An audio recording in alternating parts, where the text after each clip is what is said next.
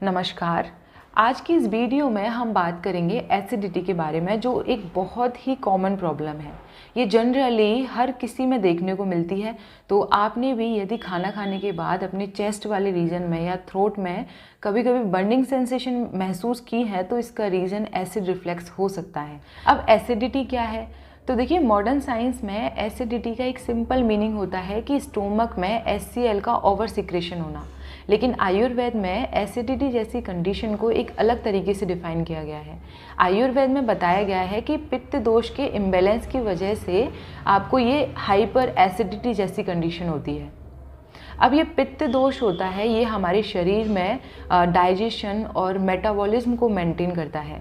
तो यदि इस पित्त दोष में किसी भी तरीके से इम्बैलेंस होता है, तो इस पित्त दोष का जो अम्लता का गुण होता है, यानी कि जो खट्टेपन का गुण होता है, ये बढ़ जाता है और ये हमारे शरीर में ऊपर की ओर मूव कर सकता है या फिर आपके शरीर के नीचे वाले पार्ट में, यानी कि इंटेस्टाइन की ओर मूव कर सकता है। अब यदि ये हमारे शरीर में ऊपर की ओर मूव करता है, तो ये गैस्ट्रोइसोफेजल रिफ्लेक्सेस कॉज करेगा, जिसके कारण हमारे मुंह का स्वाद खट्टा हो जाता है, चेस्ट में पेन यहाँ पे देखने को मिलता है, बर्निंग सेंसेशन देखने को मिलती है चेस्ट वाले रीजन में।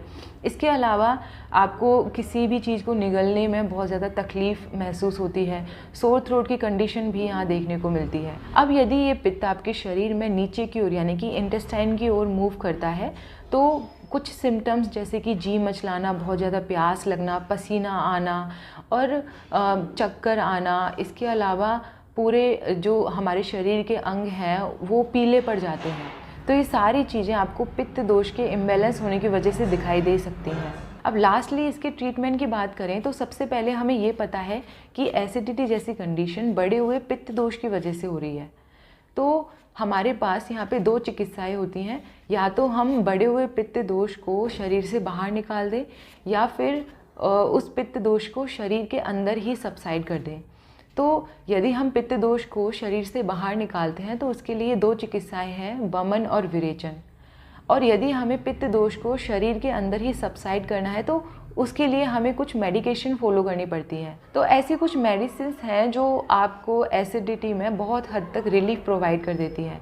तो इसमें पहला है अभिपत्तिकर चूर्ण। तो देखिए, यदि आप अभिपत्तिकर चूर्ण को मधु के साथ, यानी कि हनी के साथ मिला के लेते हो, तो ये बहुत ही अच्छी एसिडिटी को रिलीफ प्रोवाइड करती है। इसके अलावा आप पित्तांतक चूर्ण का भी यहाँ पे प्रयोग कर सकते हो। इसके अलावा आप यष्टि मधु चूर्ण को त्रिफला चूर्ण में मिला के भी ले सकते हो। अब ये जो यष्टि मधु चूर्ण होता है, इसकी जो पोटेंशी है वो कोल्ड होती है और ये तुरंत ही आपको ठंडक प्रोवाइड करता है। और जो त्रिफला चूर्ण होता है, ये हमारे फूड के डाउनवर्ड मूवमेंट को प्रमोट करता है। तो यहाँ पे ये यष्टि मधु चूर्ण और त्रिफला चूर्ण का कॉम्बिनेशन बहुत ही अच्छा लाभकारी होता है। इसके अलावा यहाँ पे लीला विलास रस या फिर सूत सेकर रस का भी आप प्रयोग कर सकते हो, जो बहुत ही अच्छे होते हैं एसिडिटी के लिए। लास्टली इसकी होम रेमेडीज़ की बात करते हैं कि आप घर पे कैसे एसिडिटी को ट्रीट कर सकते हो। तो सबसे पहले हमें निदान परिवर्जन करना है, यानी कि हमें बहुत ज़्यादा स्पाइसी हैवी फूड नहीं लेना है, बहुत ज़्यादा अल्कोहल स्मोकिंग का भी कंजप्शन नहीं करना है, खट्टे पदार्थों का सेवन बिल्कुल भी ना करें। इसके अलावा आप सौंफ के पाउडर का नियमित रूप से सेवन कर सकते हो। अब ये जो सौंफ होती है, ये पचने में बहुत ज़्यादा लघु होती है, एपेटाइज़र होती है, खाने में रुचि को बढ़ाती है।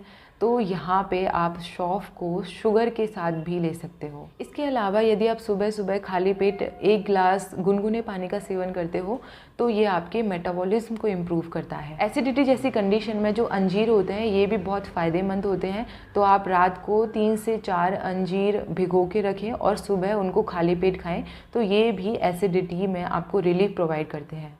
और यदि आपको बहुत ज़्यादा चेस्ट पेन होता है या बहुत ज़्यादा बर्निंग सेंसेशन, एब्डोमिनल डिस्कम्फर्ट होता है, तो यहाँ पे आप 1 गिलास ठंडे दूध का भी सेवन कर सकते हो। इसके अलावा आप लंच टाइम में 1 गिलास छाछ का भी प्रयोग कर सकते हो।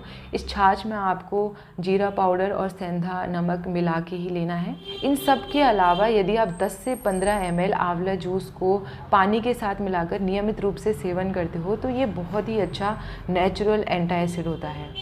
अब देखिए, बहुत सारे ऐसे पेशेंट होते हैं जिनको एसिडिटी में इंस्टेंट रिलीफ की ज़रूरत होती है, तो ऐसे में आप हिमकॉसिड सिरप का यहाँ पे प्रयोग कर सकते हो। ये आपको एसिडिटी में इंस्टेंट रिलीफ प्रोवाइड करती है और बहुत हद तक आपके एसिडिटी के जो सिम्टम्स हैं उनको डिक्रीज़ कर देती है। तो यदि आपको मेरी वीडियो पसंद आई हो तो मेरे चैनल को सब्सक्राइब करें। Thank you for watching.